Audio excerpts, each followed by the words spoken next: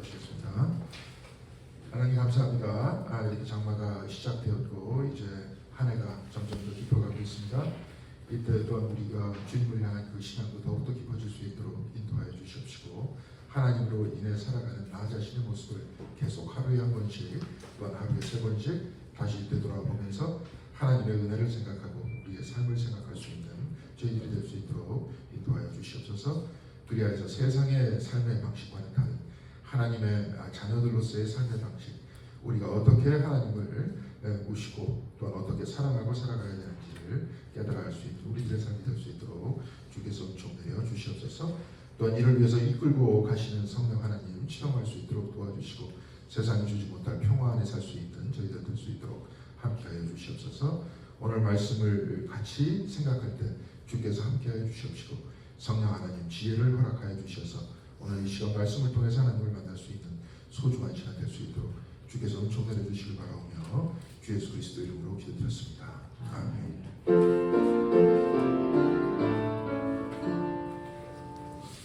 이거 원래 한 장씩 이렇게 쭉 하는데 오늘 내용이 사실은 두 장을 해도 그렇게 큰 문제가 없을 것 같아서 이렇게 두 장을 하고요. 사실은 뭐 이제 그 말씀 안에서 영적인 그 의미들을 찾으면서 해석하고 상상하면 뭐 한 장 아니라 한 절 가지고도 한 시간 충분히 이해할 수 있을 것 같습니다. 그런데 뭐 그것은 이제 설교 시간도 있고 여러 가지 시간도 있기 때문에 이 시간에는 오늘 하여튼 뭐 에스라 4장, 5장 이 두 장을 좀 살펴보면서 여기서 우리들에게 무슨 말씀을 해주시는지, 제일 중요한 것이 이제 그렇잖아요. 성경에 대한 어떤 지식보다 이 말씀이 오늘 우리에게 무슨 말씀을 해주시는지, 그게 이제 우리가 가져야 될 말씀의 자세 아닙니까? 그렇죠. 제가 이제 오늘 사례를 잠깐 얘기했는데,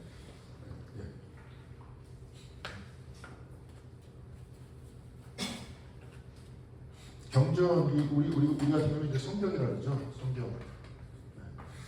성경 뭐든지 이제 종교학적으로 구분을 하면 고등 종교다 그러면 경전이 있습니다. 경전이 있어야 다.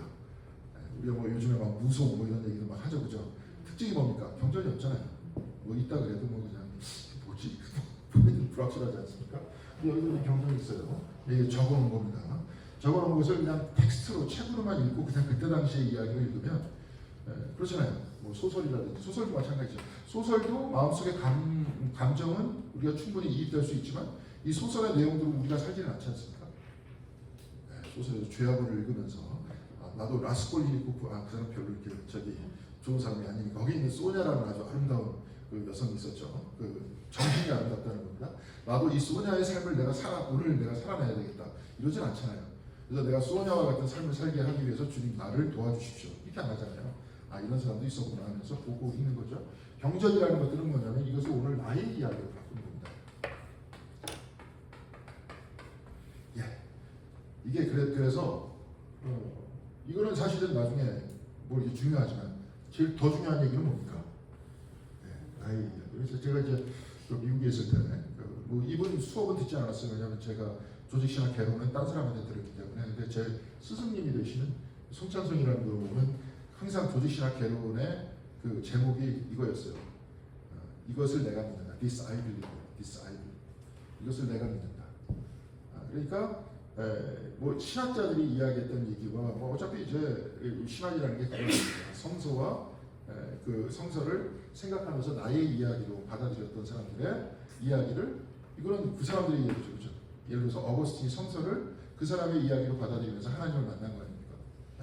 그거는 저기 한 기원후 450년 정도의 이야기잖아요. 이건 그 사람의 이야기. 그 사람의 이야기 고백록을 읽었다가 그래봐야 무슨 소용이 있겠어요.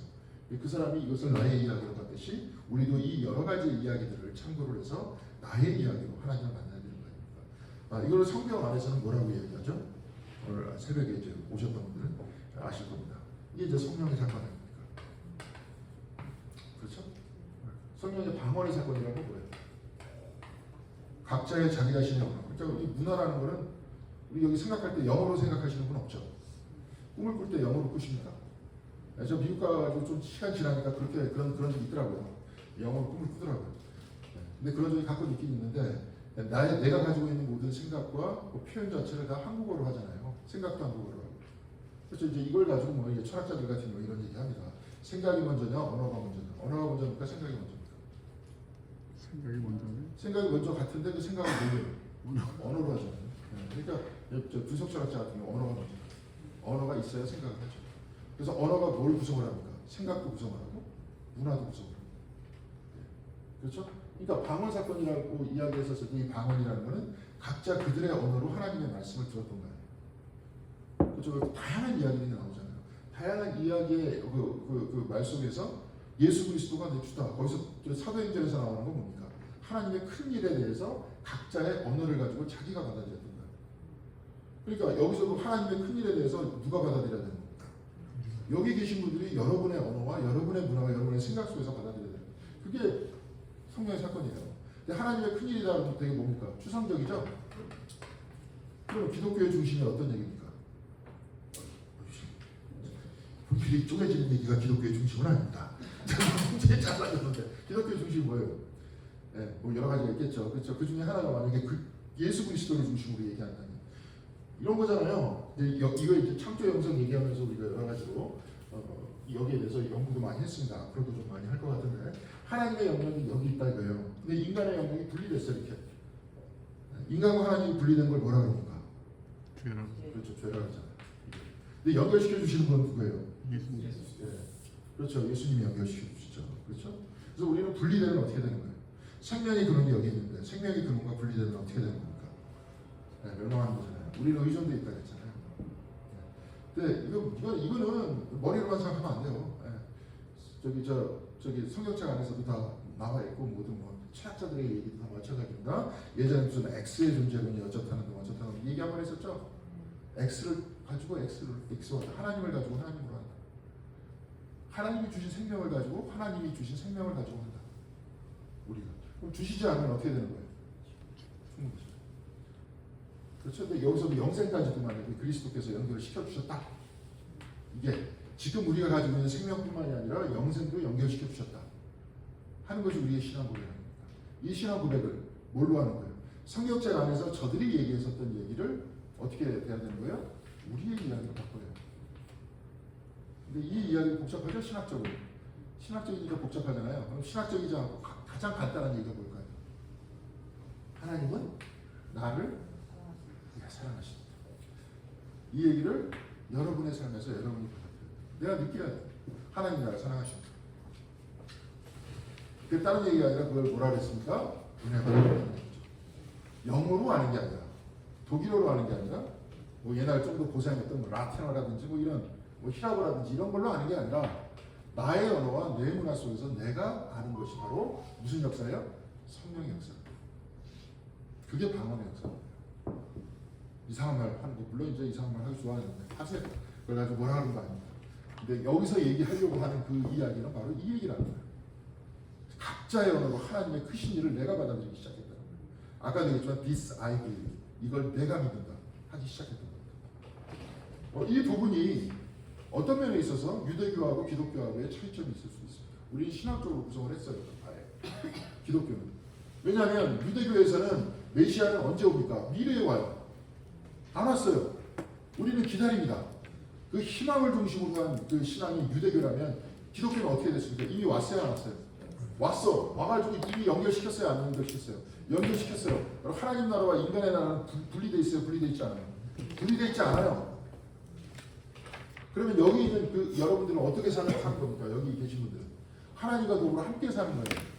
그게 기독교인들의 삶이에요. 이상한 게 아니라. 아시겠죠? 바울이 이렇게 얘기하잖아요. 세상 물건을 다 쓰지 못하는 듯이 살아가. 세상의 모든 건 지나간다. 여태까지 많이 지냈죠, 그죠? 저도 한 57년 지냈습니다. 여기 있는 분들보다 훨씬 덜 지냈지만 여기 훨씬 지냈습니다. 지냈어. 이제 앞으로 지날 날은 별로 안 남았습니다. 그렇죠? 요즘에 목회자 은퇴 연령을 뒤로 미룬다. 어떻게 생각하십니까? 장로님들도 뒤로 미루신다는데 73세까지 한다는데 그럼 70세가 넘어가면 이미 죄송합니다. 70세 넘으신 분들이 하도 많아서 상승과 이런 연락이 글쎄요 잘 모르겠습니다. 그럼에도 불구하고 계속 나오는지 아니면 여태까지 본인이 했었던 모든 관성을 가지고 이야기가 나올지 그 이야기는 저는 잘 모르겠어요. 근데 어차피 73세가 되든 몇 세가 되든 끝은 있으니까 없으니까 있잖아요. 다 끝나잖아요. 자, 근데 그 모든 것들 다 뭐예요? 영원한 게 아니라 뭐예요? 지나요. 근데 영원한 거는 뭐가 있습니까? 뭐가 영원할까요? 그러면? 나도 다 지납니다. 좀 지나면 이제 다 끝납니다. 여기서 계신 모든 분들 제가 예언할게요. 이제 올해 제가 쳐줄게요. 50년 지나서 여기 있을 사람은 아무도 없습니다. 한 사람도 없습니다. 세상의 모든 것은 다 지나갑니다. 지나가지 않는 건 뭐예요? 이렇게 해주셨잖아요. 이렇게. 이건 안 지나가잖아요. 이걸 위해서 하는 거예요. 영원한 것을 위해서. 그러니까 완전히 가치가 전도되고 삶의 반응도 전도되고 그런 거예요. 그렇게 사는 겁니다. 그러니까 바깥의 삶하고는 상관없어야 되는데 근데 여기가 이제 계속 얘기하지만 상관이 되게 많아요. 갑자기 바뀌었어요. 기독교가 이상하게. 그렇죠? 뭘로 바뀌었습니까? 언제 내가 기도했더니 하나님께서 복을 이렇게 주셨다. 근데 뭐 복 주신 건 좋아요. 성경도 다 복에 대해서 얘기하니까, 블레싱에 대해서 얘기하니까, 은총에 대해서 얘기하니까. 근데 그런 은총을 이제 뭐냐면 세상적으로 성공한 거예요. 근데 세상적으로 성공했던 가치를 제가 조금 이제 죄송합니다. 계속 오늘은 이상하게 실수하네. 나이가 많이 나이 조금 들어보니까 가지고 있는 모든 세상의 표준이 여기서 힘 있는 애들이 다 만들었구나. 그 표준을 무슨 대학을 나가야 돼, 어디 해야 돼. 그걸 특히 다 자랑거리인데 보니까 여기서 기득권을 가지고 있는 모든 사람들이 다 만든 거야. 여기가 별로 부러워할 것도 없는데. 근데 지금 요즘에 세상을 보니까 그런 아주 해체되는 좋은 세상을 본 것 같아요. 하버드 나와가지고 지금 하는 짓들을 보니까 엉뚱한 짓만 골라서 하고. 그런 인간 되기 위해서 공부한 거예요?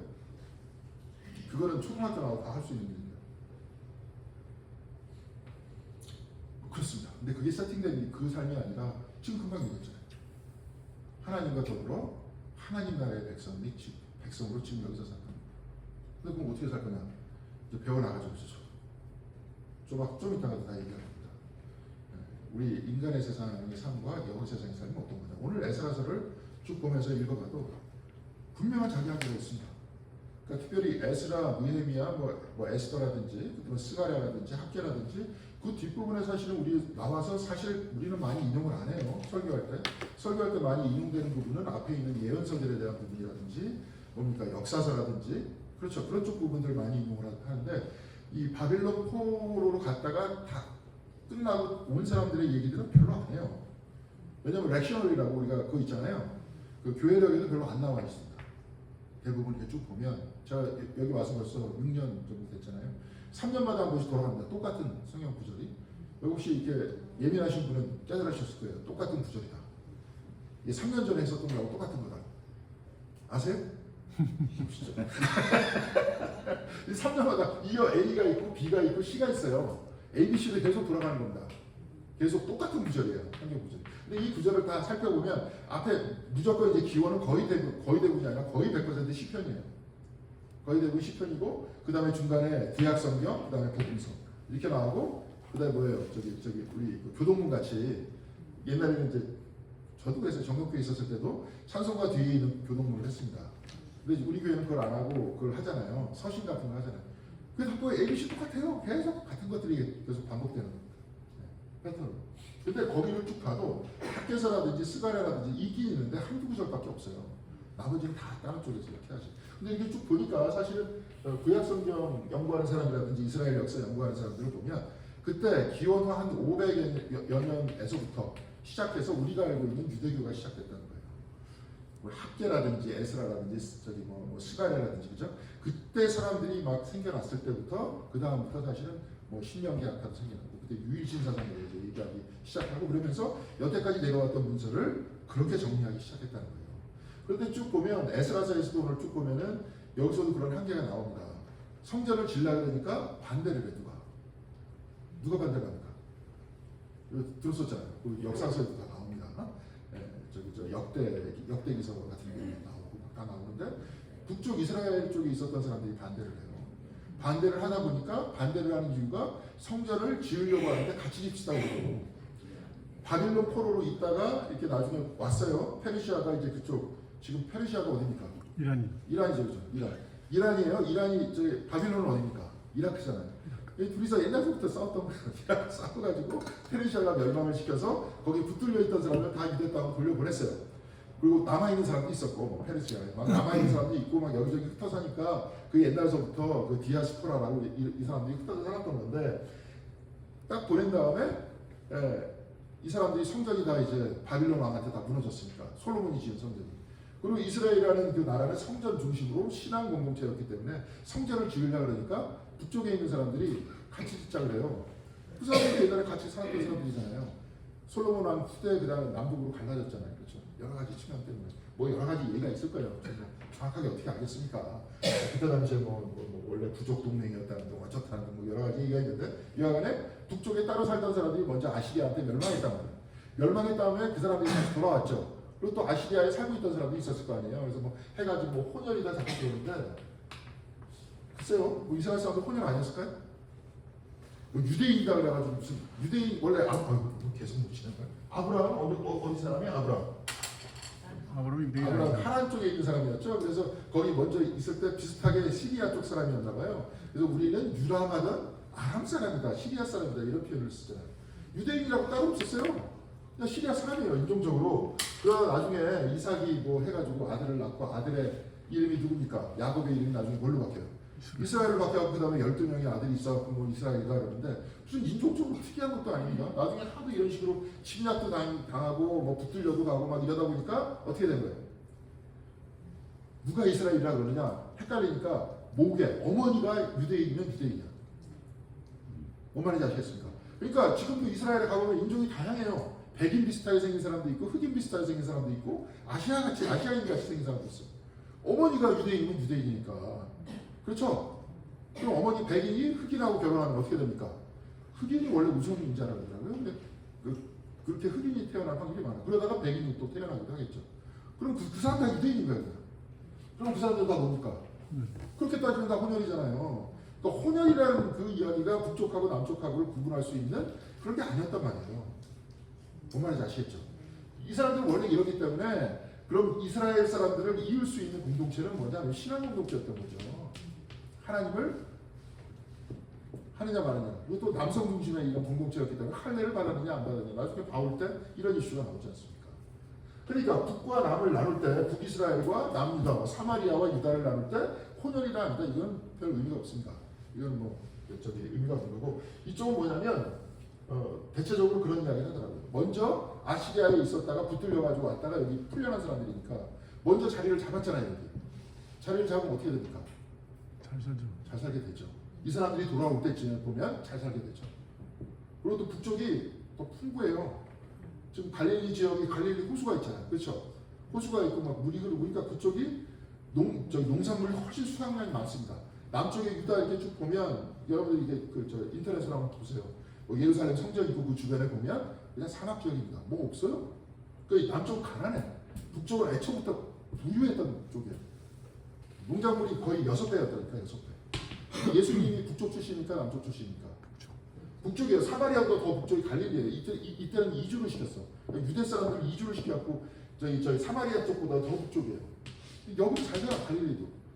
그러니까 최근에까지 제가 미국에서 학교를 처음에 들어갔었을 때 90년대까지만 하더라도 갈릴리 지역이 뭐 가난했고 뭐 사람들이 뭐 이주민들이 많았고 뭐 예수님의 어떤 정체성을 그렇게 파악했는데 지금 최근에 스컬라시드에 의하면 이쪽이 잘 살았던 데라는 거예요.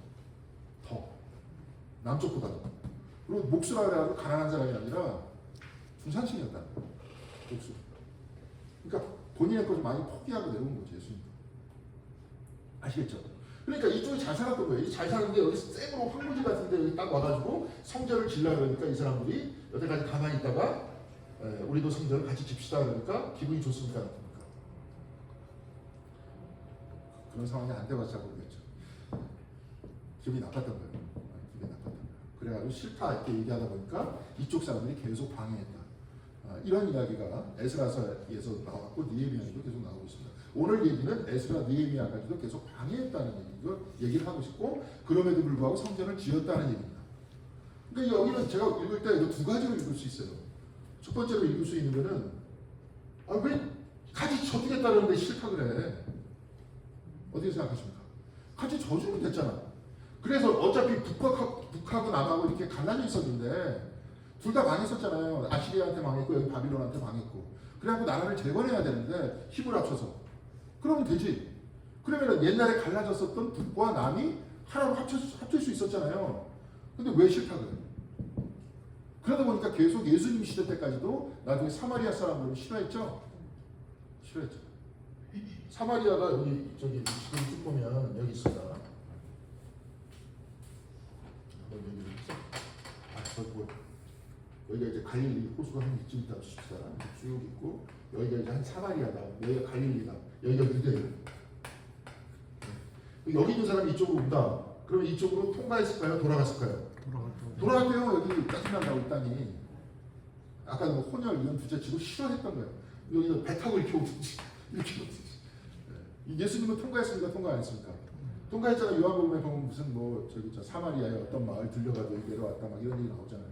아니, 나중에 이제 뭐 오늘 요번에도 저기 교회 옆 보니까 예수님이 이렇게 다시 이렇게 이쪽으로 내려오려고 하니까 여기 있는 사람들이 막 반대해가지고 막 제자들이 난리를 치니까 그냥 돌아가자. 그리고 이런 걸로 나오지 않습니까? 이게 왜수된 거예요 계속. 왜수된 원인이 뭐냐? 좀 아까 그 얘기예요. 성령 같이 질 수 있는데 같이 안 진 거예요. 되겠습니까? 안 되겠습니까? 잘한 거예요? 못한 거예요?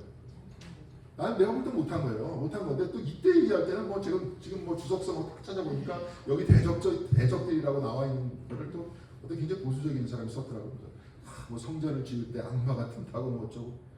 아니 그럼 신약성경 얘기할 때는 당신의 몸이 성전이다. 그래서 모든 것들을 다 포용하는 포용적으로 얘기했다가 이렇게 얘기하면 뭐 악마가 어쩌다는 등 막 저쩌다는 등 얘기했다가 됩니까 안 됩니까? 아니 뭘 하나 읽을 때 일관성이 있어야 될 거 아니에요. 이때는 이런 얘기하고 저때는 저런 얘기하고. 그렇죠? 네, 제 말이 맞습니다. 그래서 신앙생활을 해도 제가 보면은 교회 이렇게 다닌다고 해서 상을 줍니까 뭘 줍니까? 뭐 밥이 나와요 떡이 나와요? 성경 공부 열심히 해서 실력이 있다고 무슨 밥이 나옵니까 떡이 나옵니까? 요즘에 신학교에서도 강의를 해도 신학자 친구들로 애들이 별로 듣지도 않더라고요. 순전히 스킬만 좋아하더라고요. 무슨 영화 같은 거, 뭐 영상 사용하고 뭐 선교가 어떻다고. 하여튼 뭐 열심히 또 잘들 하고 있는데 뭐 또 원치 않은 얘기를 교회 안에서 이렇게 해갖고 들어봐야 무슨 소리 있겠어요. 근데 가만히 보면 아까도 얘기했지만 삶에 대해서 다루는 겁니다. 삶과 죽음에 대해서 다루는 거예요. 기독교. 그리고 그 아까 저번 시간에 한번 얘기했었나요? 무슨 뭐 존재론적 삶의 방식.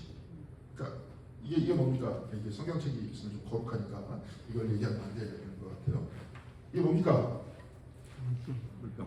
물병이에요. 텀블러입니다. 네, 텀블러입니다. 물 마시고 그죠? 근데 이건 텀블러가 지금 여기 어디 있습니까? 책상 위에 있습니다. 있다고 하는 게 뭐냐면 존재예요. 이게 없다 그러면 비존재죠. 이렇게 없죠? 있다. 그럼 있음 거 없음 두 가지죠. 좀 이따가도 이제 잠깐 얘기할 거지만, 근데 인간으로서 있음이 뭡니까? 얘는 그냥 얘는 있어. 근데 인간으로서 있는 독특한 방식이 있어요. 인간으로서 있는 건 뭡니까? 저도 여기 있잖아요. 근데 인간으로서 얘하고 다른 독특한 방식이 있단 말이에요. 어쩌면 동물하고도 다른 방식이 있어요. 우리는 뛰어넘어서 우리 자신의 끝을 볼 수 있어요. 그렇죠? 동물들이 죽음에 대해서 이야기하면서 죽음에 대해서 고민합니까? 죽음을 내가 앞두고 있으니까 우리 집에도 개를 키우고 있지만 내가 죽음을 앞두고 있어. 그 개도. 우리 집 개 먼저 이제 개 12년 돼갖고 한 마리 죽었고 지금 개가 있는데 걔 죽음에 대해서 고민하면서 내가 이렇게 살면 안 되는데 그래서 그 개가 결단하면서 살아갑니까? 하루하루? 인간은 자기가 알기 때문에 죽음에 대해서 결단하고 살아가요. 인간은 자기가 죽음 앞에 있음이에요. 그러니까 인간으로서의 독특한 있음이라는 방식은 죽음을 두려워한다는 거예요. 하이데거 같은 사람은 불안이라고 했어요. 불안. 자, 죽음이 불안해져 내가. 근데 죽음에 대한 불안이 있을 때 인간의 가장 본인 나름대로의 있음이 되는 거예요. 예하고의 다른 방식이. 하이데거는 딱 거기까지. 왜 신학자니까. 신학자 아니잖아요. 그 사람 다 신학 전 단계까지 얘기한 거예요. 원래 신학하던 사람이에요. 이렇게 불안하니까 우리한테 누가 필요한 겁니까? 하나님이 필요한 거 아니에요. 이 불안을 해소시켜 줄 수 있는 분이 누구예요? 하나님. 이 사람하고 친했던 그 불트만이라는 사람은 신학자이기 때문에 똑같이 얘기합니다. 여기서 똑같이 얘기하는 그 사람은 신학자니까 얘기를 하죠. 그래서 하나님이 필요하고 하나님과 더불어 같이 살면서 아까 얘기했던 하나님 나라가 지금 여기 이미 있다. 그리스도를 통해서. 기독교는 그걸 믿는 거니까. 그래서 하나님 나라의 백성으로 지금 내가 산다는 게 중요합니까? 중요하지 않습니까? 중요해요. 이게 돈 되는 것도 아니고 아무것도 아닙니다. 그렇지만 삶의 방식에서 제일 중요한 거잖아요. 그렇죠? 이걸 위해서는. 그리고 하나님께서 매 순간 생명을 주신다. 그리고 나중에 영생으로 간다. 하는 얘기에 대해서 믿고 살았을 경우에 세상에 가지고 있는 물질이라든지 권력에 대해서 이렇게 집착할까? 여기에 대해서 이 사람이 정확하게 알고 있다면, 마음속에 와닿게 뼈저리게 알고 있다면 세상의 것에 이렇게 집착하겠냐고요. 세상의 것에 이렇게 자랑하겠냐고요. 세상 것에. 별 자랑 안 하겠죠? 시장하는 거 별로 중요시 안 여기겠죠? 그렇죠? 네. 그러면서 여기서 진짜로 기뻤을 때, 성령의 역사를 통해서 내 자신의 삶 속에서 이것이 가장 중요하다는 것을 딱 깨달았을 때 이 사람은 어떻게 살까요? 네? 이걸 전하고 싶지 않을까요? 이 기쁜 소식을 내가 당신한테 전하고 싶습니다. 얘기하고 싶지 않을까요? 근데 이게 뜨겁게 안 만났으니까 안 전하는 거지. 죄송합니다. 우리 교회 쭉 많이 잘 놓으셔. 잘 놓으셔야죠. 아주 커뮤니티 안에 잘 만들어 잘 놓으셔. 그러니까 또 나이들이 대부분 많으셔서 막 뛰면서 놓으시는 게 아니라 앉아서 놓으셔요. 여기서 앉아서 놓으셔야니까. 네. 노는 거 가지고 뭐라는 거 아닙니다. 근데 그게 기쁜 소식이 될 수는 없잖아요. 그래도 앉아서 수다 떠는 데는 많습니다. 이 세상에. 근데 이 기쁜 소식은 뭐예요? 여기서 뼈저리게 만나는 거예요. 그렇죠. 그래서 이 삶을 넘어서는 거예요. 그래서 우리는 사실 이 불안을 해소시키기 위해서 저는 몇 번 얘기했잖아요. 이 인간이 가지고 있는 테크닉은 죽음을 자꾸 쫓아내고 있다. 삶 속에서. 죽음이 안 보이게 한다. 그래갖고 자기는 마치 영영 안 죽을 것 같이 행동한다. 그렇죠? 멀리 갈 필요 없어요. 옛날 대통령 하던 사람들 그 사람 다 보세요. 자기 끝도 못 보잖아. 지금 자기 몇 년 후에 어떻게 될지도 모르잖아요. 근데 그러니까 이제 인간으로서의 있음이 부족했던 사람이죠. 항상 한계를 보고 끝을 보고, 그리고 죽음 이후의 삶에 대해서도 고민해야 그게 진짜 인간으로서 있는 거지. 여기서 그냥 뭐 이렇게 당장 뭘 가지고 남들 앞에서 이건 인간으로서 있음이 아니라 동물들도 다 그렇게 산다 이거. 이걸 배우는 게 교회라는 겁니다. 그리고 교회는 그런 사람들이 모여서 인식하고 기도하고 살아나가는 거예요. 근데 이게 진짜 있는 거죠. 사람 그렇잖아요. 어차피 형제가 있고 그러니까. 자, 그래서 뭐 그렇습니다. 이게 뭐 그런 거예요. 그래서 에스라서 같은 경우에 이거하고 별로 연결이 안 되지만은 에스라서 같은 경우에 이렇게 쭉 보면 그럼에도 불구하고 인간의 한계들이 보입니다. 좀 화합해서 같이 살면 되는데 못했어요. 근데 못했다고 해서 그걸 또 비난할 수는 없습니다. 그럼에도 불구하고 누가 방해했음에도 불구하고 성전을 졌습니까? 안 졌습니까? 졌어요. 나중에 니에미야 시절에 저기 성벽을 마련했습니까? 안 마련했습니까? 마련했어요. 그럼에도 불구하고 했다는 겁니다. 두 가지예요. 하나는 좀 화합해서 할 걸. 그게 인간의 한계가 분명히 들어가 있습니다. 또 하나는 뭐냐면 그럼에도 불구하고 했다는 거예요. 자, 그래서 중요한 거는 과거는 뭡니까? 과거 역사 속에서 과거는 중요한 게 아니라니까요. 성경책에 쓰여진 것도 굉장히 중요하지만 사실은 중요한 게 내가 하나님을 만나는 거라 했잖아요. 과거의 역사도 마찬가지입니다. 다 잘잘못이 있어요. 근데 지금 오늘 우리의 역사 속에서 어떻게 해야 되는 겁니까? 꺼내야 되는 거죠. 잘했던 얘기 꺼내야 되는 거 아니에요. 못했던 얘기 뭐라 그러더라도. 그러면서 에스라서를 오늘 우리가 어떻게 읽을 것인가? 그걸 봐야죠. 그리고 화학적으로 읽어야 되겠죠. 그렇죠? 우리는 이러지 말아야 됩니다. 그리고 우리는 난관이 있어도 어떻게 해야 되는 거예요? 극복하고 가야 되겠다는 거죠. 그러기 위해서 뭐가 필요합니까? 신앙이 필요하다는 거예요. 그러니까 여기 뭐 학계 같은 사람이 나타나기도 하고 스가랴 같은 사람이 나타나기도 하고 뭐 영적으로 도와주는 사람이 나타나기도 하고 그러면서 이들이 난관을 극복하면서 만들었다는 얘기가 에스라서의 이야기입니다. 자, 오늘 얘기가 다 끝입니다. 이게. 다 들으신 거예요. 빨리 읽어가면서 얘기할 수 있도록 그렇게 하겠습니다. 자, 오늘 얘기는 여기에요. 근데 이제 에스라서 4장 1절 여기서 밑으로 쭉 내려가면서 교독할 수 있도록 하겠습니다. 제가 먼저 읽겠습니다. 유다와 베냐민의 대적은 사로잡혀갔다가 돌아오는 사람들이 주 이스라엘의 하나님의 성전을 짓고 있다는 말을 듣고서 스파벨과 가까운 부모들에게 와서 말하였다.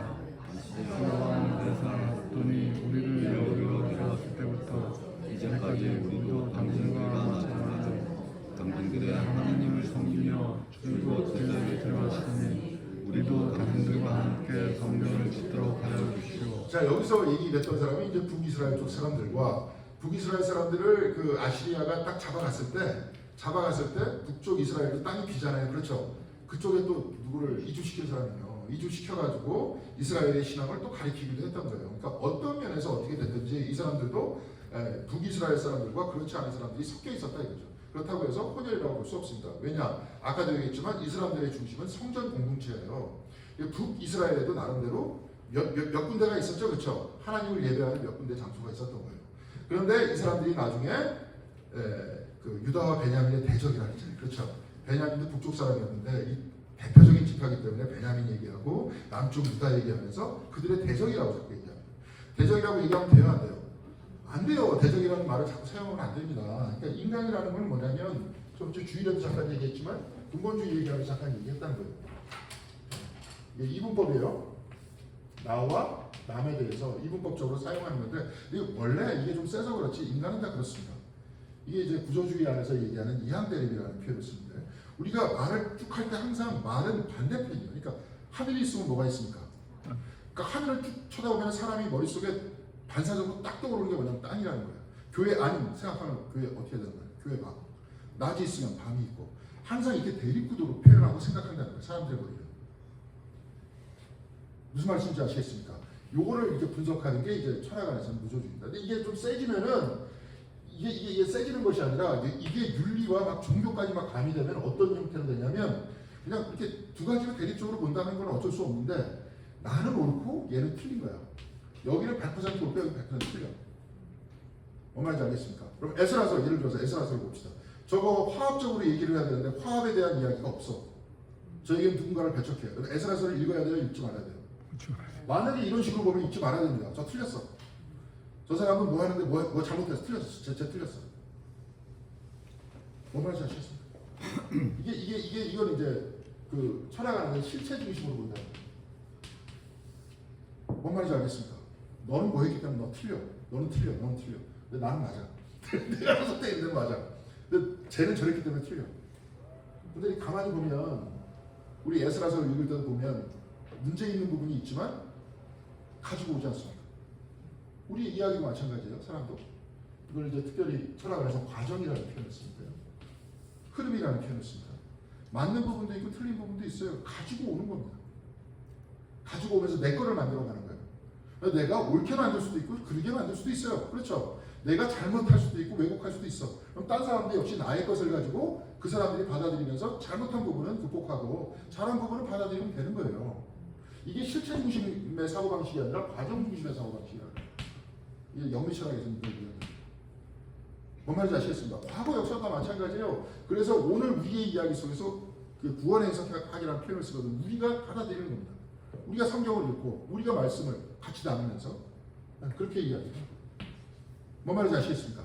그러니까 여기서 가만히 보니까 이렇게 생각했던 거예요. 바빌론에서부터 왔던 사람들은 고생했어 나름대로. 이제 막 들어와가지고 우리끼리 성전을 만들려고 해요. 그리고 고레스 왕이 7년까지 내려줬어. 그런데 갑자기 북쪽에서 내려와가지고 우리도 같이 집시다 그러니까 너희들은 안 돼. 틀렸어. 우리들은 맞고 너희들은 틀려. 이렇게 만든 거죠. 그러니까 예수님 시대까지는 계속 대립됐다니까요. 근데 예수님이 착한 사마리아인 얘기 했습니까? 안 했습니까? 했잖아요. 그때 이미 화해를 이야기하잖아요. 먼저부터 얘기를 했었을 때였었는데 이렇게 해서 나옵니다. 자, 그래가지고 이 사람들이 에살 했더니 우리를 여기까지 데려왔다. 그러니까 외부에 있었던 사람, 에살 했더니라는 왕이 바깥에 있었던 아시리아 사람을 데려오기도 하고 이민족들을 데려오기도 하고 또 거기서 이스라엘 사람이 남은 사람들이 있기도 하고 그런데 여하튼간에 그 사람들 모두가 하나님을 예배했다 이거예요. 근데 이제 성전을 지켰다니까 우리도 힘을 합쳐서 한 군데에서 모여서 같이 예배를 드립시다. 이렇게 얘기하면 남쪽과 북쪽이 다 통합될 수 있었다 이 말입니다. 예, 그렇게 쭉 이야기를 해요. 그러면서 나중에 이제 여기서 제가 이게 읽었습니다. 뭐 이제 이들은 줄곧 제사를 지었다 하니까 사도행전의 시각으로 보면 개종한 이방인이 될 수도 있죠. 그렇죠? 이방인이 유대교로 개종할 수도 있어요. 이번에 사도행전에서 이렇게 쭉 보니까 그 리디아라고 그렇죠. 원래 개종한 이방인이었다가 그래서 유대교 쪽으로 들어갔다가 바울이 설교하는 얘기를 듣고 다시 기독교로 개종을 하지 않습니까? 그러니까 이렇게 가는 거에 대해서 다 개방적으로 얘기하고 있어요. 사도신경은 사도행전은 신약성경에서는 근데 여기는 그렇게 얘기를 안 한다는 거예요. 그래서 3절 같이 읽겠습니다. 스룹바벨과 예수아와 그 밖에 이스라엘 각 가문의 우두머리들이 그들에게 대답하였다. 당신들과는 관계가 없는 일이요 주 우리의 하나님께 성전을 지어드리는 것은 우리가 할 일이요 페르시아 왕 고레스가 우리에게 명령한 대로 주 이스라엘의 하나님의 성전을 짓는 것은 오로지 우리가 할 일이요. 그러니까 같이 짓겠다면 같이 짓면 되는데 같이 앉았고 그렇게 앉았던 이유가 위에 쭉 보니까 대적이라고 표현을 썼단 말이에요. 그리고 이분법적으로 생각을 했어요. 우리는 옳고 쟤는 틀려. 그래가지고 쭉 얘기하다 보니까 대결이 돼요 안 돼요? 대결이 되기 시작하죠. 그렇죠? 그 다음에 4절 보겠습니다. 이 말을 들은 그 땅의 백성은 성전 짓는 일을 방해하여 유다 백성의 사기를 떨어뜨립니다. 그 다음에 이제 방해하기 시작했던 거예요. 그럼 애초에 같이 짓겠다 하면 어떻게 됐겠습니까? 좋았어요? 나빴어요? 좋았죠. 오히려 더 괜찮아졌을 수도 있죠. 그리고 화합도 가능하고 성전에서도 나중에 하도 성전이 저기 화려하지 못하니까 아예 학계의 연자를 그런 얘기 하잖아요. 지금 나중 영광이 이전 영광보다 크다. 그래서 너희들은 이렇게 초라한 성전을 지은 거에 대해서 낙심하지 말아라. 이런 이야기를 막 하는데 북쪽에 있는 사람들 도와줬었으면 또 그런 말도 안 나왔을 거 아닙니까? 자, 그럴 수도 있었다 이 말입니다. 자, 그래서 이제 방해 공작이 시작됩니다. 그래서 5절 한번 같이 읽겠습니다. 그들은 건물만들을 매수하면서까지 성전을 짓지 못하게 하였다. 이러한 방해는 페르시아 모레스가 다스리던 모든 기간뿐만이 아니라 페르시아 왕 다리우스가 통치하던 때까지 이루어졌다. 그러니까 여기서 쭉 보면 여기서 헷갈립니다. 여기서 보면 이게 연대기적으로 안 나와 있어요. 그래서 이게 보면은 그다음처럼 한번 보겠습니다. 6절 한번 보겠습니다. 아하스의 수레로가 왕위에 오르니 대적들은 유다 주민과 예루살렘 주민을 고발하는 글을 올렸다. 7절 보겠습니다. 아닥사스다 때에도 비슬람과 미드르탁과 다부엘과 그 밖의 동료 다리들이 페르시아의 아닥사스다 왕에게 글을 올렸다. 그 편지는 아람글로 적었고 번역이 되었다. 그러니까 여기서 밑에 한번 왕의 순서를 한번 볼게요. 이게 첫 번째 이스라엘을 그러니까 유대 사람들이 바빌론에 있었는데 유대 땅을 보낸 사람은 뭐냐면 고레스예요. 네, 고레스. 그래서 유다 귀환을 허락했어. 그 다음은 누구냐면 캄비세스예요. 고레스의 아들이에요. 그러니까 고레스가 보내면서 이제 너희들 성전 지어도 돼. 그렇게 쭉 되면 고레스 왕 때도 계속 방해했다 그랬죠, 그죠? 그러니까 고레스 왕 때 방해했던 얘기, 캄비세스 왕 때 방해했던 얘기를 쭉 이야기한 다음에 그 다음에 다리우스 왕 여기 나와 있죠. 그때 뭐라고 써 있어요 여기? 성전 재개. 그러니까 이때 고레스 왕 때쯤 못하게 한 거예요. 방해하기 시작해서 다리우스 왕 때 다시 성전 짓는 거를 재개해야 되는데 여기서 6절에 보니까 어떤 왕이 갑자기 나와요? 아하수에로 왕이 나와요. 7절에 보면 누가 나옵니까? 아닥사스다 왕이 나와요. 그 이미 성전 짓고 난 다음 얘기 아니야. 그렇죠. 아하수에로 왕은 잘 아시겠지만 에스더가 모시던 왕이에요. 그러면 그 다음에 아닥사스다 왕인데 그 사람도 성전 짓고 난 다음 얘기예요. 근데 갑자기 왜 아하수에로 왕 얘기가 나오고 아닥사스다 왕 얘기가 왜 나오는 거예요? 맞아요, 틀려요. 왜 나올까요? 나온 얘기가 뭐냐면 이때 그랬다는 얘기예요. 이때 이 사람들이 방해한 건 뭐냐면 성벽, 니르미야 시절에 성벽 건설하는 거, 그거 반대했던 거예요. 그러니까 앞부분에 보면 여기서 5절 다시 읽겠습니다. 그들은 공간들을 매수하면서까지 성전을 짓지 못하게 하였다. 이러한 방해는 페르시아 왕 고레스가 다스리던 모든 기간뿐만이 아니라 페르시아 왕 다리우스가 통치하던 때까지 이루어졌다. 그러니까 다리우스 때 성전 짓게 됐으니까 이때까지는 성전을 방해했다. 그런데 아하수에로 왕과 아닥사스다 왕 때는 또 뭐냐면 성벽 짓는 것을 거부했다, 방해했다, 이런 얘기입니다. 뭔 말인지 아시겠죠? 그러려고 지금 이렇게 쓴 거예요. 헷갈리게. 그러니까 성전을 질 때에서부터 성벽을 건설할 때까지 계속 뭐 한 겁니까? 방해한 거예요. 왜 방해한 거예요? 위에 다 나와 있잖아요. 같이 집시다 하면 같이 지면 될 거 가지고 괜히 고집 부리다 보니까 계속 고생하면서 여기까지 왔다는 거예요. 이것을 기록하고 기록하고 있잖아요. 기록하고 있다. 그러니까 두 가지로 다 읽어야 돼. 첫 번째로 화합하면 좋겠다. 두 번째는 뭡니까? 방해에도 불구하고 뭐 했어요? 지었다. 그래도 지었다. 그런 이야기를 지금 해주고 있습니다. 그래서 이제 상소 내용을 한번 쭉 읽겠습니다. 9절 같이 읽겠습니다. 그때 상소를 올린 사람은 르훔 사령관과 심세 상관과 동료들과 그 밖에 디나 사람과 아바사 사람과 바블레 사람과 아비셋 사람과 아렉 사람과 바빌로니아 사람과 수삼 사람과 대헷 사람과 엘람 사람. 뭐 엄청나게 많이 올렸죠. 올리지 말라는데 그런 것만 올려가지고 방해하고 있는 겁니다. 남 못하게 할 때 기분 제일 좋지 않습니다. 그 쾌감을 잘 모르시네. 이거 뭐 엄청나게 막 올린 거예요. 우리 11절 같이 읽겠습니다. 다음은 이들이 보낸 상속의 내용이다. 유프라테스강 서쪽에 있는 신하들이 아닥사스다 임금님께 아닙니다. 지금 아닥사스다 임금님 얘기하는 거예요. 그렇죠? 지금 성전 방해하고 있는 게 아니라 이건 뭐예요? 성벽 방해하고 있는 거예요. 성벽. 네. 그 다음에 12절 같이 읽겠습니다. 임금님께서 다스리는 여러 지방에 흩어져 살던 유다 사람들이 우리가 사는 예루살렘으로 와서 자리를 잡고 범죄와 반역을 일삼던 악한 성읍 예루살렘을 지금 다시 세우고 있습니다. 기초를 다시 가지고 성벽을 쌓아올리고 있습니다. 성전이 아니라 뭡니까? 성벽이잖아요. 기초를 가지고 이 사람들이 그러니까 성벽을 쌓는 건 뭡니까? 전쟁하자는 거 아니에요? 옛날에 그 혹시 그 영화 봤습니까? 그 뭐죠? 황산벌이라는 영화 봤어요. 재밌는 영화인데 막 사투리 쓰는 거. 예, 고구려는 북한 사투리 쓰고 백제는 막그 전라도 사투리 쓰고 예, 신라는 경상도 사투리 쓰고 막 그렇게 하는데 거기서 갑자기 고구려 연개소문이 천리장성을 쌌어요. 천리장성. 그러니까 당나라에서 천리장성 왜 쌌느냐 그러면서 막 뭐라고 해요. 그러니까 갑자기 연개소문이 우리가 천리장성을 쌓든 말든 네가 무슨 상관이냐 하면서 난리를 치고 회담장에서 자리를 박차고 나갑니다. 성을 쌓다는 건 뭐예요? 전쟁을 준비한다는 거 아니에요. 그러니까 이제 그때 그렇게 이야기한 거예요. 여기도 마찬가지입니다. 성을 쌓고 있는데 여기서 사실은 느헤미야서에서 보면 방어적인 목적이었죠. 그죠? 계속 사람들이 약탈을 당하니까 성을 쌓는 거예요. 근데 이 사람들은 어떻게 얘기하고 있습니까? 성을 쌓아서 전쟁을 준비하고 있다. 이런 식으로 지금 이야기를 하고 있습니다. 그런데 13절 보겠습니다. 이 일을 임금님께 하리라. 성벽 쌓는 일이 끝나고 그 성읍이 재건되면 그들은 세금과 조공과 관세를 바치지 아니할 것이며 틀림없이 국고에 손해를 끼칠 것입니다. 나라가 이제 딱 독립해가지고 조공을 계속 바쳐야 될 거 아니에요. 그때 페르시아가 이제 왕국이었으니까 커다란 이제 그때 강력한 국가였으니까 그러니까 더 이상 조공도 안 붙일 거고 그 다음에 싸움을 준비할 거다. 그러니까 국고에 손해를 끼칠 것이다. 이런 이야기를 쭉 했습니다. 여기서 이렇게 쭉 모함을 하니까 모함을 하면서 16절 같이 읽겠습니다.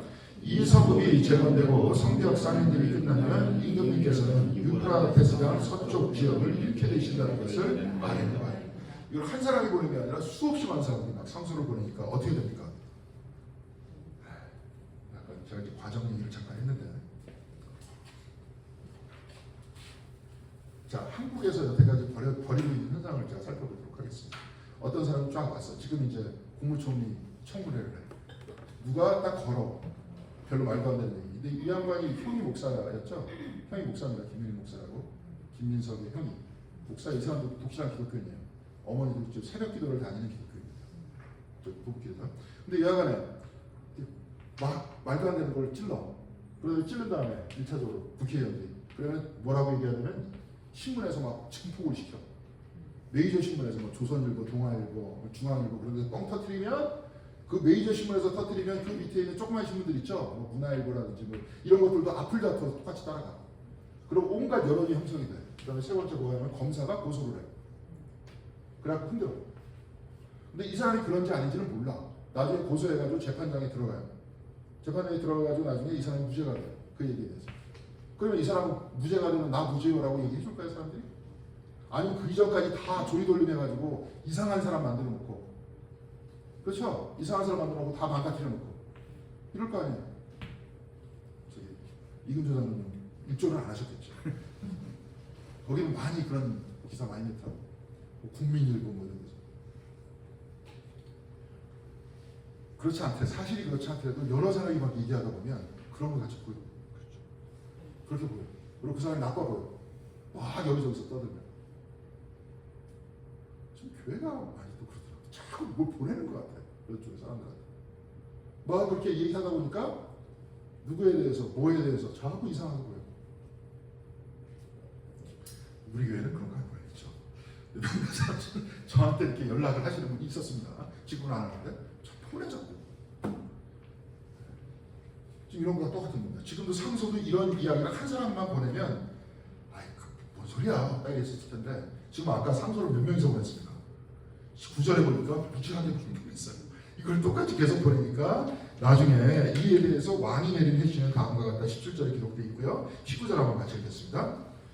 그것을 듣고서 조사해보니 과연 그 성읍의 사람들은 예로부터 왕실의 권위에 반기를 들어왔으며 그곳이 반란을 일으키는 자들의 소굴이었음을 밝혀졌다. 왕이 이제 조사해보니까 그렇더라는 거예요.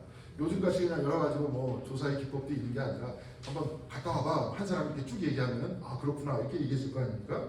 그리고 또 21절 보겠습니다. 그러므로 경들은 그들에게 명령을 내려서 일을 중단시켜라. 다음에 내가 다시 명령을 내릴 때까지 그들이 성읍을 재건하지 못하도록 하여라. 이렇게 명령을 드렸습니다. 그래서 성전 건축이 중단됐던 겁니다. 자, 이래 모든 발단은 어떻게 됐어요? 같이 화합하지 못했다는 거. 나중에 하다 보니까 이 사람들이 막 여기저기서 상소를 올리면서 못하게 했다는 거.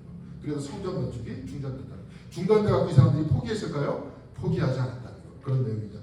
그래서 제가 참고로 4장 이렇게 쭉 보면 거기에 또 연대기별로 한번 다른 걸 썼어요. 저도 읽다 보니까 헷갈려가지고 1절에서 5절까지는 성전 건축판, 이거는 고레스에서부터 다리우스 시대.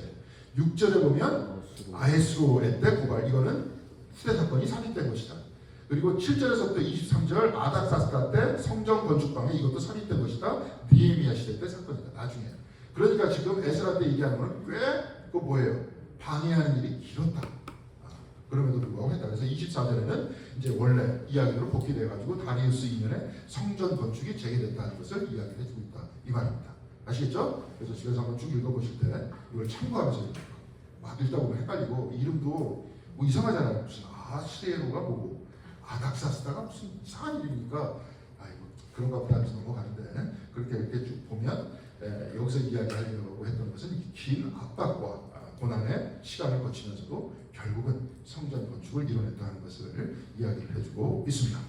자, 그래서 에스라 이제 5장 1절 같이 한번 읽겠습니다. 여기서부터는 이제 그냥 쭉 읽으면 되겠고요. 제가 오른편에 고린도전서 3장 13절과 열왕기상 8장 27절 그리고 30절 이걸 얘기했던 거는 열왕기상 8장 27절에서 27절 30절은 솔로몬이 성전을 지은 다음에 하나님께 기도드리는 이야기예요. 근데 이렇게 쭉 보면 거기서 열왕기상 8장 27절 한번 같이 읽겠습니다. 같이 읽겠습니다. 하나님께서 땅 위에 계시기를 우리가 어찌 바라겠습니까? 저 하늘 위에 하늘이라도 주님을 모시기에 부족할 텐데 제가 지은 이 성전이야 더 많아요 무엇하겠습니까? 그러니까 하나님은 가둬놓을 수 없잖아요. 그렇죠? 이미 이렇게 이야기하고 있다는 거예요. 그러니까 성전이라는 틀을 가지고 나와 나면 안 된다는 거죠. 이미 솔로몬 때 이런 이야기를 했다. 그런 얘기를 하고 있고요. 30절 한번 보겠습니다. 같이 읽겠습니다. 주님의 종인 나와 주님의 백성 이스라엘이 이곳을 바라보며 기도할 때 그 기도를 들어주십시오. 주님께서 계시는 곳 하늘에서 들으시고 들으시는 대로 용서해 주십시오.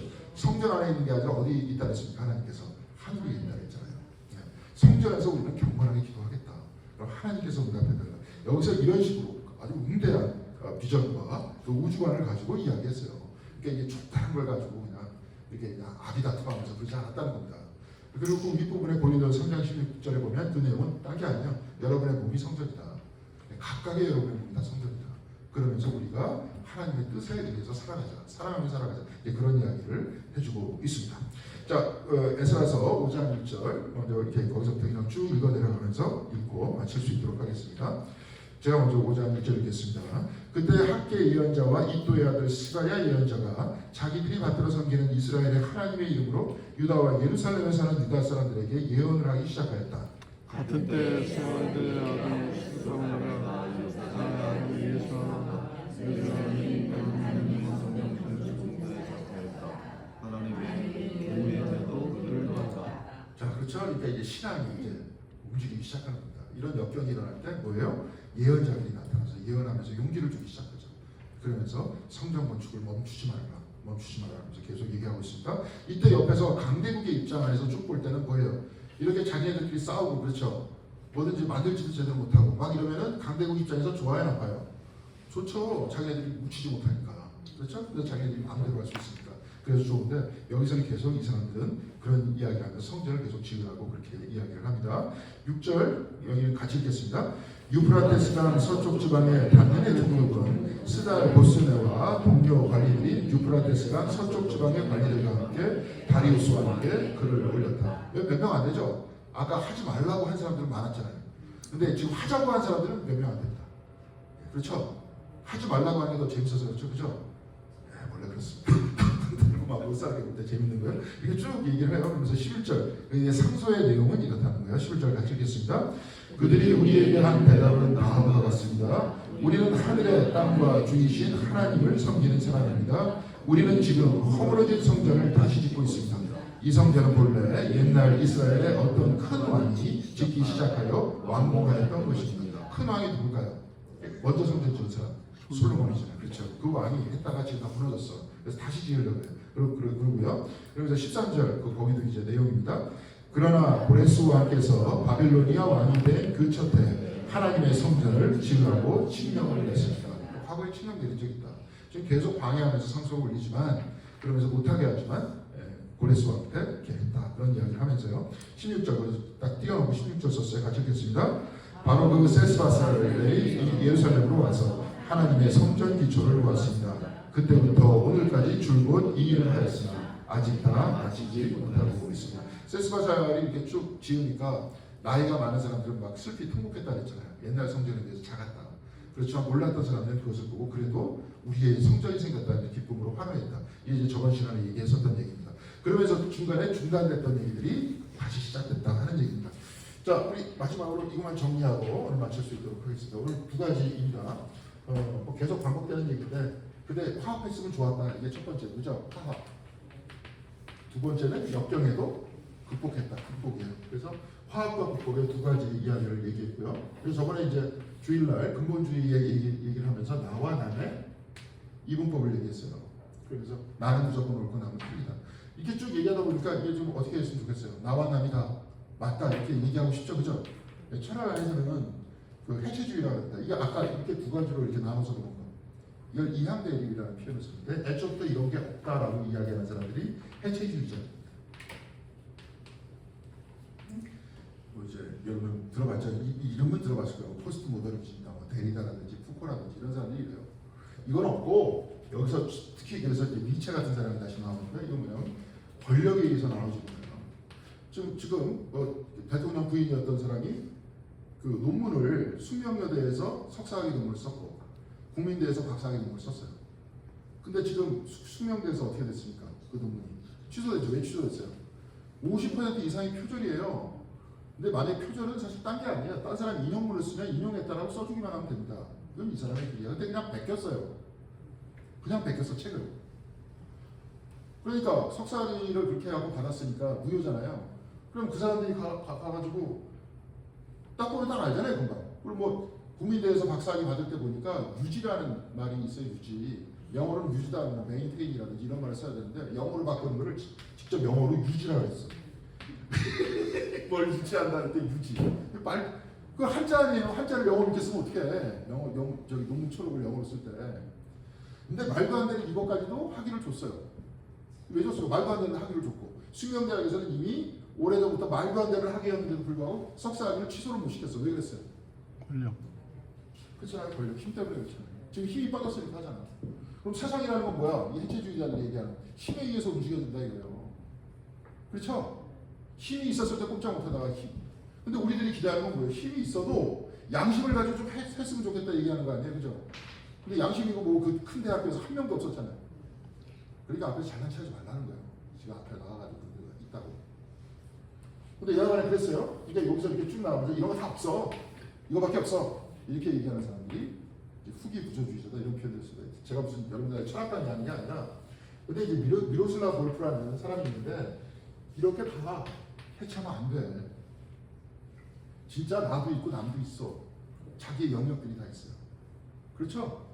여기서 우리가 기독교 그리스도 안에 한 식구다 그래갖고 옛날 사도행전처럼 한번 그렇게 살아볼까요?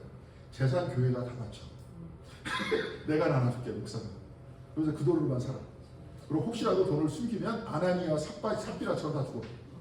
그럼 어떻게 될까요? 안 되잖아요. 말이 안 되잖아. 지금 물론 이단 중에서 그런 사람도 있겠지만 그렇죠? 여러분들의 각각의 삶이 있지 않습니까? 나의 삶도 있고 여러분들의 삶도 있고 그렇죠?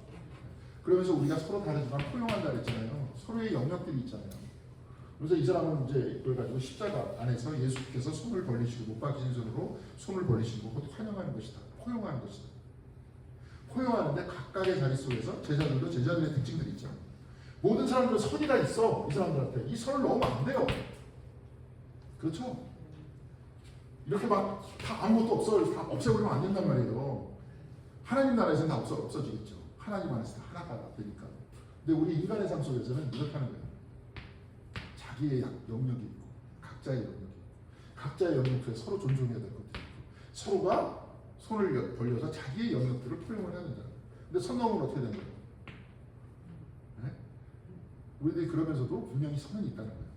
넘쳐나갈 가능성이 있어요. 사람들 그 부분을 이야기를 합니다. 근데 아까도 이야기했지만 그러면 이 입장에서 우리가 에스라서를 바라본다면 어떻게 되겠어요? 북쪽에 있는 사람도 상처받은 사람들이에요. 그렇죠? 이 사람도 성전이 있었으면 했던 사람이에요. 그러면 이 양쪽의 사람들을 환영하면서 양쪽을 포용하면서 갔었어야 됐죠. 그렇죠? 못했으니까 끝내 고생하잖아요. 그래서 이 편견이 어때까지 남아있습니까? 예수님 시대 때까지 계속 남아있잖아요. 그렇죠? 바울도 계속 고민했던 이야기가 뭡니까? 할례 받는 자, 할례자냐, 무할례자냐. 계속 그거 가지고 고민하잖아요. 삐딱선 한번 잘못하면 계속 그런 겁니다. 그러니까 에스라서는 그거를 우리들한테 가르쳐 주고요. 우리 교회에서도 마찬가지입니다. 네, 그런 내용들을 이야기해 주고 있어요. 그거를 우리가 이야기하는데 이 두 가지가 쉽지 않지만 이 두 가지를 이야기해 주고 있다. 그렇죠? 근데 우리는 그렇게 읽어야 된다. 화합에 대한 이야기. 그렇지만 분명히 교회 안에는 갈등이 있습니다. 그렇지만 그것을 또 극복할 수 있는 신앙으로 극복할 수 있는 우리 이야기도 있어야 된다는 것을 에스라서는 얘기해 주고 있습니다. 자, 다음 주에는 이제 이제 성전 상소를 올렸으니까 성전 지어야 되겠죠. 짓고 이제는 에스라가 등장하는 이야기입니다. 이게 이제 쭉 등장하면서 우리가 처음에도 얘기했지만 이 근원으로 돌아간다. 그래서 이제 막 개혁 같은 것들을 얘기하는데 그러다가 또 여기도 분명히 한계가 있습니다. 굉장히 배타적인 이야기 있을 수도 있고요. 그러니까 이제 이 부분들도 다 체크해가면서 우리가 오늘 우리 시대에 에스라를 어떻게 읽을 것인가. 특별히 오늘 이렇게 긴 시간 동안 저 유대 땅에서 고생했던 사람들의 이야기들이 왜 그런 얘기가 되는지를 좀 살펴야 된다 하는 내용입니다. 혹시 질문 있습니까? 없어요? 질문하면 길어집니다. 또 광고 말씀드리면 블루베리가 물어보니까 한 박스에 1kg라고 해요. 1kg짜리가 3만 원입니다. 네, 그래서 쌉니다. 알고 두껍습니다. 무농약이고 제가 이게 광고를 막 드리는 게 그분이 이제 또 도움을 주셔서 우리 교회에서 그러니까 왜 이 얘기냐면 여성교회 회장님한테 우리가 좀 신청을 좀 받아라 그러니까 40박스만 해달래요. 제가 이제 그분한테 연락하니까 모르고 했어요. 그러니까 작년에는 50박스 했다는 거예요. 근데 우리 이제 40박스 낸 거죠. 예? 500g이었어요? 그런가? 15,000원. 15,000원? 1kg 싼 거예요? 싼 거죠. 근데 하여튼 제가 그래서 작년에 그렇다는데 내가 이거 40kg로 해주세요. 그럴 수 있어요? 없어요? 없잖아요. 그냥 하고 안 되면 교회에서 사서 누구 이제 어르신들 선물을 드리더라도 그건 아까 제가 박스에서 50박스 주십시오 하면서 했습니다. 보니까 알이 굵더라고요. 알이 굵고 저도 이제 이 돋보기도 갈아야 됩니다. 눈이 더 나빠졌는지 돋보기도 갈아야 되는데 보니까 이제 눈에도 좋다고 해서 그러니까 그래도 교회 많이 도움 주신 분이고 우리 교회를 위해서도 좀 기도해 주시고 하신 분이니까 이렇게 감찬해 주면 좋을 것 같다는 생각이 듭니다. 예, 기도하고 마치도록 하겠습니다. 하나님 감사합니다. 에스라서를 통해서 말씀을 통해서 오늘 우리들에게 새로운 교훈을 주시는 하나님 감사드립니다. 오늘 이 말씀에서와 같이 서로의 영역들을 인정을 해주고 서로 사랑할 수 있고 또 화합할 수 있는 우리들이 될 수 있도록 인도하여 주시옵시고 또한 그 가운데 갈등이 일어났을지라도 우리가 해야 될 일들은 어떻게 해서든지 하나님의 말씀 안에서 믿음을 가지고 우리가 해나갈 수 있는 저희 교회가 될 수 있도록 주께서 인도하여 주시옵시고 그리고 서로를 격려하고 바로 이곳이 하나님 나라를 믿고 하나님 안에서 하나됨을 믿고 살아가는 아름다운 사람들이 모인 곳이라고 우리가 믿으면서 신뢰하면서 살아갈 수 있는 저희 공동교회 될 수 있도록 주께서 은총하여 주시옵소서. 늘 주님께서 동행하여 주시고 함께하여 주시는 것을 우리가 머리로만 알고 입속에만 고백하는 것이 아니라 마음과 삶 속에서 확신하고 체험할 수 있는 저희들의 신앙생활 될 수 있도록 인도하여 주시옵소서. 오늘 이후에 있을 모든 시간에도 주님께서 같이 해주시길 바라고 이 모든 말씀 우리 주 예수 그리스도의 이름으로 기도드립니다.